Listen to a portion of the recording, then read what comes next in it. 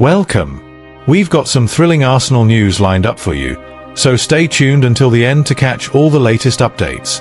And don't forget to leave 300 likes to keep us motivated in bringing you the latest Arsenal updates.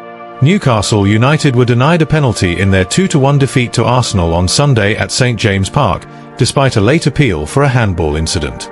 In the closing moments, Arsenal's Gabriel attempted a sliding tackle on Anthony Elanga, with the ball striking his outstretched arm in the penalty area. Referee Jard Gillett deemed it not a penalty, a decision upheld by the video assistant referee, VAR. The Premier League Match Centre, via a post on X, clarified that the ball was judged to have hit Gabriel's shin before deflecting onto his arm, thus not warranting a penalty. Under the Premier League's revised handball rules introduced in 2024, not every contact between the ball and a player's arm constitutes a foul. The updated guidelines specify exceptions, such as when a player plays the ball onto their own arm, uses their arm for support, or when the ball's trajectory changes after contact with the same player.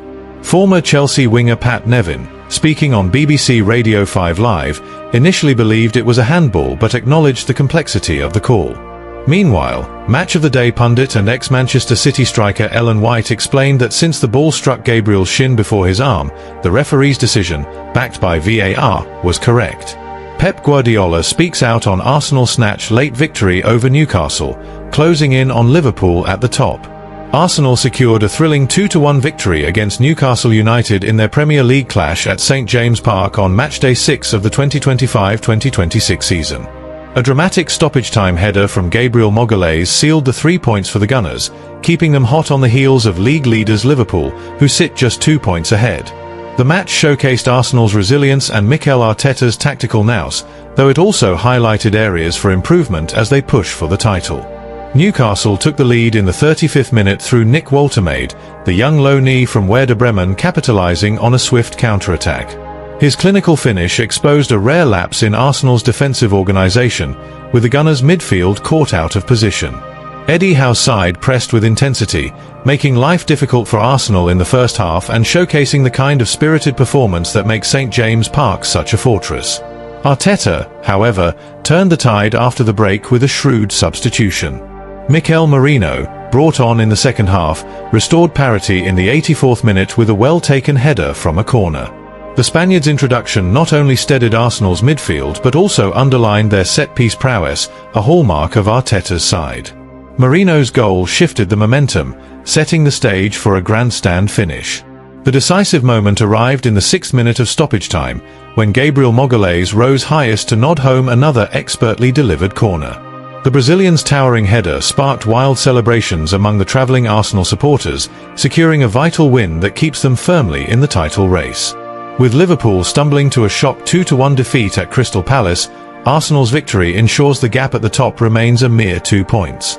Manchester City boss Pep Guardiola was full of praise for Gabriel Magalhaes' match-winning contribution. Gabriel is a real threat from set pieces, and his goal tonight shows why he's so important to Arsenal. He's not just a solid defender but a clinical finisher in key moments, Guardiola said in his post-match press conference.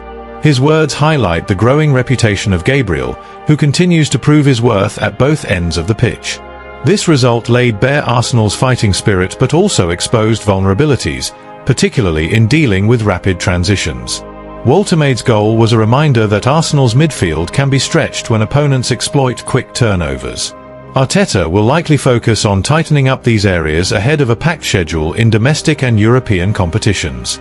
Tactically, Arsenal's ability to switch from fluid open play to lethal set-piece execution was the difference-maker. Both goals from corners were no fluke, reflecting hours of work on the training ground and Arteta's meticulous attention to detail.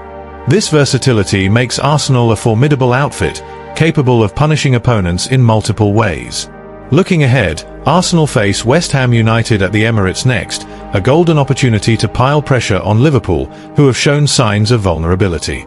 With 13 points from 6 matches, the Gunners are well placed to challenge for top spot, but consistency will be key in a fiercely competitive Premier League campaign. Newcastle, despite the defeat, showed enough grit to suggest they'll trouble plenty of sides at home this season. For Arsenal fans, this late triumph is a reason to be optimistic. However, as Liverpool's slip-up against Palace demonstrates, the Premier League is unforgiving, and no result is guaranteed. Arteta's men must maintain their focus and intensity to capitalize on their rival stumbles and keep the title race firmly within their grasp. Newcastle United rue late defeat and VAR controversy in 2-1 loss to Arsenal. Newcastle United suffered a gut-wrenching 2-1 defeat at home to Arsenal on Sunday, with a late goal sealing their fate in a match once again marred by VAR controversy at St James Park. Despite a spirited performance, the Magpies were left rueing missed opportunities and a contentious refereeing decision that denied them a penalty. Eddie Howe's side showed resilience but ultimately fell short against a relentless Arsenal outfit.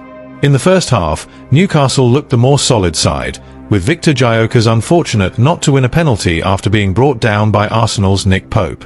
The home side took the lead through Nick Woltemade, who nodded in his second goal of the season with a towering header past Gabriel. However, the second half saw Arsenal turn the tide, with Mikel Merino and Gabriel scoring to overturn the deficit and hand Newcastle their second loss of the campaign. The final 25 minutes proved particularly painful for Newcastle, compounded by a knee injury to Tino Livramento. The match's turning point came in the dying moments when Anthony Elanga's effort was blocked by Gabriel's outstretched arm in the penalty area. Referee Jard Gillett waved away appeals, and the VAR upheld the decision, ruling that the ball had struck Gabriel's shin before his arm, in line with the Premier League's revised handball rules. Eddie Howe reflected on the performance with a mix of frustration and pride. "It was a tale of two halves here at Tyneside," he remarked. "We were far more solid in the first half, but Arsenal's pressure grew after the break. While we showed grit and defensive resolve, I don't think we were at our fluid best today. Credit to Arsenal, but we weren't quite at it." Howe singled out Malik Thiaw, Sven Botman, and Nick Woltemade for their standout displays, though he admitted the team's overall showing fell short of expectations. The performance of goalkeeper Nick Pope also drew attention. For much of the match, Pope was exceptional, pulling off fingertip saves to keep Newcastle in contention. However, his slow reaction to Merino's equaliser and poor distribution in the closing stages led to the corner that resulted in Arsenal's winning goal. Despite these lapses, Howe remained supportive, saying, "Nick made some fantastic saves to keep us in the game. You can always nitpick after conceding, but it's about the collective. We're disappointed we didn't defend better for their two goals." The VAR decisions, as has often been the case in recent Newcastle-Arsenal clashes, sparked heated debate. From Gyokeres' overturned penalty appeal to Gabriel's unpunished challenge on Woltemade and the controversial handball incident, Howe was left baffled by the lack of disciplinary action. On the handball call, he admitted, "My gut reaction was that it was a penalty, his arm was raised. But I trust the VAR process, and they deemed it wasn't. I'd have loved for it to be given, but that's how it goes." The midfield battle proved decisive, with Arsenal's trio of Martin Zubimendi, Declan Rice, and Eberechi Eze outshining Newcastle's Joelinton, Sandro Tonali, and Bruno Guimaraes. Arsenal's attacking fluidity, particularly after Martin Degardes' introduction, exposed gaps in Newcastle's midfield. Howe acknowledged the impact, noting, "Degardes' arrival changed things for them. He started to unlock our defense, and their quality in setting up attacks shone through. We held firm for most of the match, but not at the end." Despite the defeat, Howe remained optimistic about his side's defensive efforts and individual performances. "I can't fault the backline or Nick in goal for most of the game," he said. "We showed heart, but our focus dipped, and we weren't as sharp as usual." The loss echoed a similar late collapse against Liverpool earlier in the season, leaving Newcastle to regroup ahead of their next fixture. As the St James Park faithful trudged home, the lingering sense of injustice over the VAR calls was palpable. Yet, Howe's focus remained on the bigger picture, urging his side to learn from their mistakes and bounce back. With key players showing promise and a passionate fan base behind them, Newcastle will look to channel this disappointment into their upcoming matches. Thanks for watching Arsenal Time. If you enjoyed this content, don't forget to like, share, and leave a comment below. Continue following the Gunners' journey with us, and see you in the next video. Come on, you Gunners!